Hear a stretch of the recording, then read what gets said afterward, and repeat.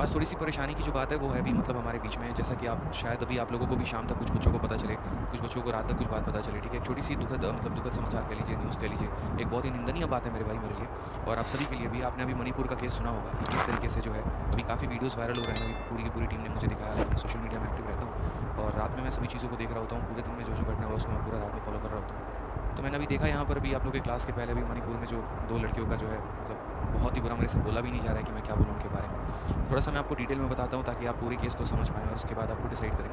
क्या सही है, क्या गलत है और क्या होना चाहिए था इस क्लास के स्टार्ट करने के पहले। क्योंकि एक सामाजिक बात है और मुझे लगता है कि जिस समाज में आप रहते हैं, जिस समाज में हम रहते हैं, इनके बारे में कहना भी ज़रूरी है, स्टेप उठाना भी ज़रूरी है ताकि आगे से ऐसा कभी ना हो। अभी जो हमारा मणिपुर का केस है, तो मणिपुर में जो है काफ़ी टाइम से हाई कोर्ट के एक ऑर्डर के बाद 2 गुटों में, ठीक है,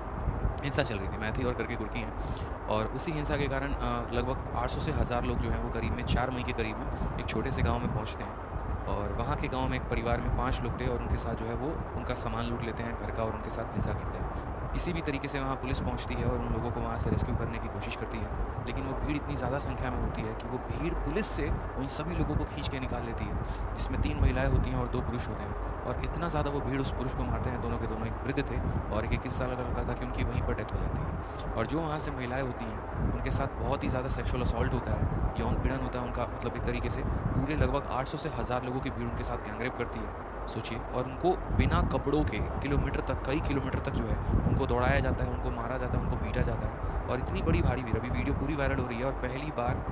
इसके ऊपर अभी मोदी जी ने भी बोला है और स्मृति ईरानी का भी मैं अभी ट्वीट देख रहा था, अंजनाम ओम कश्यप का भी ट्वीट देख रहा था। सोचिए घटना 4 मई की है और 4 मई के बाद कल से जब वीडियो वायरल होना शुरू हुआ है तब जाकर पुलिस ने इसके ऊपर, मणिपुर पुलिस ने ट्वीट किया है। एक तरफ हम उस मणिपुर को मैरी कॉम के नाम से भी जानते हैं, जहाँ पर इतना मेहनत करके उन्होंने उस देश को गोल्ड मेडल तक जिताया और एक वही मणिपुर अपने चंद नालायक लोगों की वजह से इस तरीके से भी जाना जा रहा है। बड़ा दुख हुआ उस वीडियो को देख के, मुझे तो मतलब 2 गुट जिम्मेदार लगे। एक तो वो जिन्होंने इस काम को किया और दूसरा वो लोग मेरे भाई जो इसके ऊपर एक्शन भी नहीं ले पाए। दोनों के ऊपर चंद बातें बोलूँगा। पहली यहाँ पर कि जो वो 1000 लोगों की भीड़ थी, मतलब जिन्होंने उस औरतों को औरत नहीं समझा, लड़कियों को लड़कियाँ नहीं समझी, उनकी इज्जत की 1% भी यहाँ पर कदर नहीं की और इतनी बेरहमी से शायद आज के समय इस कलयुग में इंसान इतना नीचे गिर चुका है, इंसानियत उसके अंदर एकदम मर सी गई है, खत्म सी हो गई है, डूब सी गई है। उसको पता ही नहीं, उसको होश ही नहीं वो क्या कर रहा है, उसको 1% का भी ये बात फ़र्क नहीं पड़ता कि चंद पैसों की वजह से, चंद ज़मीन के प्रॉपर्टी और लड़ाई झगड़ों की वजह से हम अपने अंदर की आत्मीयता को इतनी ज़्यादा खो देते हैं कि अपने आप की इंसानियत को हम पहचान ही नहीं पाते। हम भूल जाते हैं कि शायद हम इंसान हैं, जानवर नहीं है और ऐसी हरकतें नहीं करनी चाहिए। मतलब निंदनीय है पूरा का पूरा। आप सोचिए जिस तरीके से मैंने वीडियो देखा ना, आंखों से आंसू तक निकल आया और अभी वो हिम्मत हो नहीं पा रही है बढ़ाने की, हिम्मत हो नहीं पा रही है अंदर से मैं कुछ बोल पाऊँ, क्या कह पाऊँ, 1% भी नहीं, ठीक है। जिस तरीके से उनको बिना कपड़ों के दौड़ाया जा रहा है, मारा जा रहा है, मतलब कहाँ से इतनी हिम्मत आई। और उसके बाद भी सोचिए आज एक मोहल्ले में, एक घर में एक लाइट कट जाता है ना, पूरे मोहल्ले को पता होता है उस घर में बिजली नहीं आ रही है और यहाँ पर इतना बड़ा अगर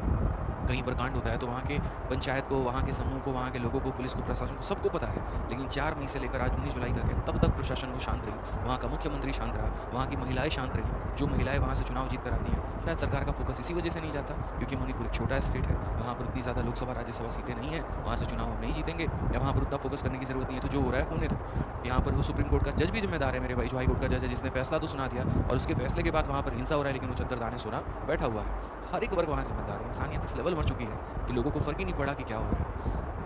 हमारे केस में भी दिल्ली में भी आपने देखा उस लड़की की जिस तरीके से चाकू मार कर हत्या हो गई। हम देख रहे होते हैं लोगों को कि वो कर रहे हैं, बस करने दो, हमारा देखना उनका मनोबल बढ़ाता है। तो आप लोगों से मेरी हाथ जोड़ के गुजारिश है कि अगर आज के बाद कहीं पर भी ऐसा कुछ दिखे, कहीं पर भी आपको सुने, उसका विरोध करें, उसके खिलाफ प्रोटेस्ट करें और ऐसे लोगों को एकदम है ना, जिन लोगों ने ये घटना किया, भाई मेरा सरकार से अनुरोध है, विरोध है मतलब अनुरोध है और अभी अनुरोध है, अगर आप ना करें तो शायद मेरा विरोध भी होगा। ये अनुरोध विरोध बदलने में देर नहीं लगेगा, ठीक है, कि जितने लोगों ने ये काम किया है उनके खिलाफ सख्त से सख्त कार्रवाई करो और शायद भारत में जो सबसे उच्च लेवल की सजा है वो उनको दी जानी चाहिए ताकि उनको पता चले कि मतलब किसी महिला के ऊपर इस तरीके से अत्याचार करना क्या होता है। महाभारत में एक द्रौपदी का साड़ी खींचने पर पूरा महाभारत हुआ था और पूरा यहाँ पर जो है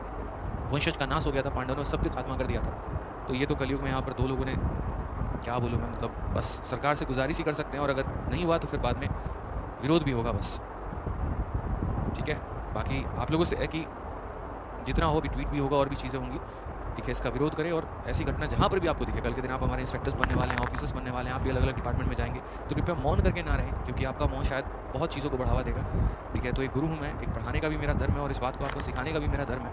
ठीक है। क्योंकि कल के दिन आप अलग अलग थाने में सब इंस्पेक्टर्स ऐसे तो और सेलेक्टेड होंगे, तो आप कम से कम बाकी लोगों की तरफ मौन धारणा ना करें और आप इसके ऊपर विरोध लेते रहें।